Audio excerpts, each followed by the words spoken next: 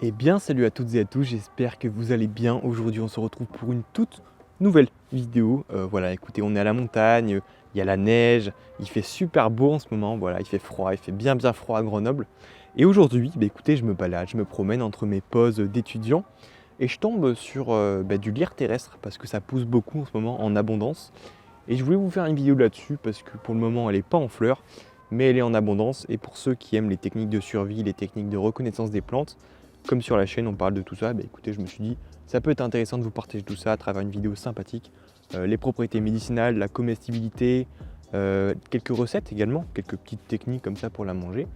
Donc on va voir tout ça dans cette vidéo à travers un plan bien propre et bien préparé, hein, parce que j'ai quand même préparé la vidéo, voilà, tu vois. On n'est pas là et tout, on n'est pas les mains dans les poches, tu vois. Donc aujourd'hui on va voir tout ça, donc bonne vidéo à tous, on lance le générique et c'est parti.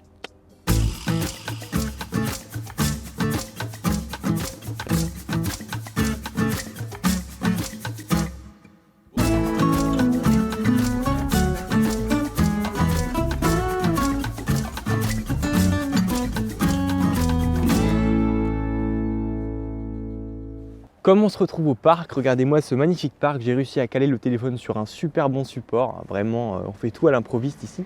Donc on a donc une plante qui est assez magnifique, le lierre terrestre, fait partie de la famille des Lamiacées. Vous allez voir au printemps, quand elle sera en fleur, elle sera très reconnaissable. Je vous mets à l'écran une photo de la fleur, à quoi elle ressemble.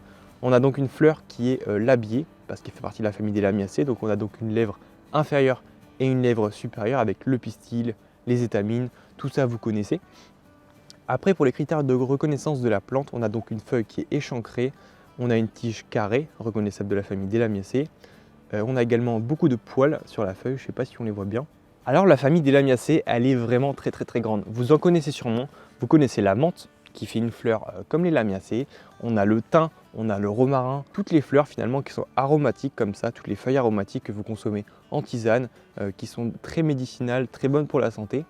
Donc on a une plante qui fait partie de cette famille. Voilà. Vous ne pouvez pas vous tromper, quand vous voyez la fleur, c'est directement reconnaissable, vous pensez directement à la famille des Lamiacées. Petite parenthèse du milieu de vidéo, je voulais vous montrer que des plantes peuvent se ressembler et faire un petit message de prévention à tous ceux qui cueillent des plantes sans forcément les reconnaître. Vous mettez votre santé en jeu. Effectivement, dans la nature, il existe des plantes comme ça qui sont toxiques et voire mortelles. Donc voilà, on ne redira jamais assez ce message, mais si vous ne reconnaissez pas une plante, ne l'accueillez pas parce qu'elle peut vous apporter quelques petits malheurs.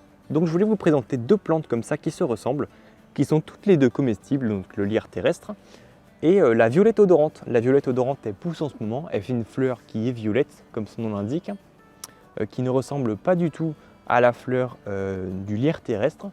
La différence entre les deux feuilles, on a donc ici sur la violette une feuille qui est beaucoup plus ronde, qui est beaucoup moins échancrée que le lierre terrestre. On a donc une feuille qui possède beaucoup moins de poils que le lierre terrestre et une tige qui s'apparente à une tige carrée, mais en réalité, quand vous la palpez avec vos doigts, on a donc une tige en forme de clé de serrure. Donc voilà pour la différence, on repasse tout de suite à la vidéo. C'était pour vous montrer que dans la nature, il existe des feuilles comme ça qui peuvent se ressembler et des plantes finalement qui peuvent se ressembler et vous pouvez vous tromper facilement quand vous n'arrivez pas bien à les reconnaître. Allez, on repasse la vidéo tout de suite, c'est parti. On a donc une plante médicinale qui est vraiment excellente, qui va soigner toutes les affections respiratoires. D'ailleurs, je vais vous conseiller, si vous souffrez de bronchite, d'asthme ou tout ça, de faire une petite tisane, c'est très facile.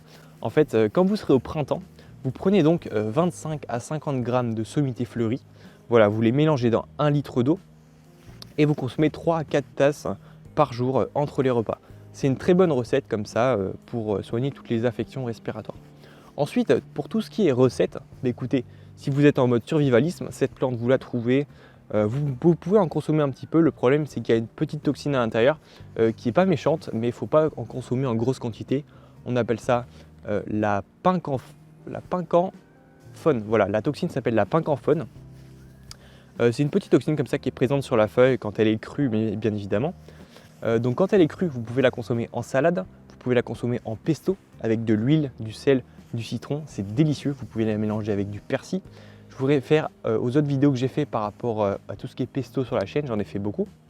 Ensuite, par rapport à tout ce qui est recette, vous pouvez faire ce qu'on appelle des chips de lierre terrestre. Vous prenez les feuilles quand elles sont grosses, quand elles sont à peu près 3 fois plus grosses que ça. Au printemps, elles sont bonnes, elles ont beaucoup de goût, elles sont délicieuses.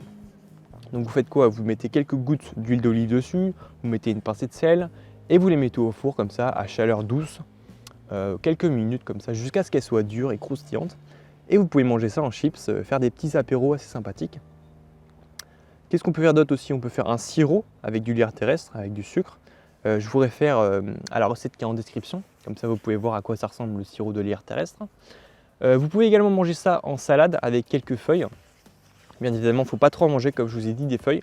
Vous pouvez mélanger ça avec une salade de mâche, une salade de roquette, c'est délicieux. Vous en mettez comme ça un petit peu dans la salade et vous épatez vos convives comme ça en présentant une plante que vous ne connaissez pas et que sûrement eux ne connaissaient pas sûrement. Donc voilà, écoutez, je vous ai présenté tout ce qui était propriété, médecine et comestibilité de la plante. Moi, je vais retourner à mes études. C'était Valentin. Écoutez, on s'est retrouvés pour une petite vidéo sympathique dans un parc. J'espère qu'elle vous a plu. Vous pouvez mettre votre petit pouce bleu. Vous pouvez vous abonner parce qu'il y a de nouvelles vidéos qui arrivent. Je suis très actif en ce moment sur la chaîne, j'adore ça. Faire des vidéos, vous présenter des magnifiques vidéos comme ça. Donc on se retrouve dans une nouvelle vidéo, dans un nouveau live, quand j'en sortirai sur d'autres chaînes YouTube ou sur la mienne. C'était Valentin. Bisous à tous et portez-vous bien parce que le monde dans lequel on vit, il faut penser positif parce que les pensées sont créatrices de bonheur. Ciao!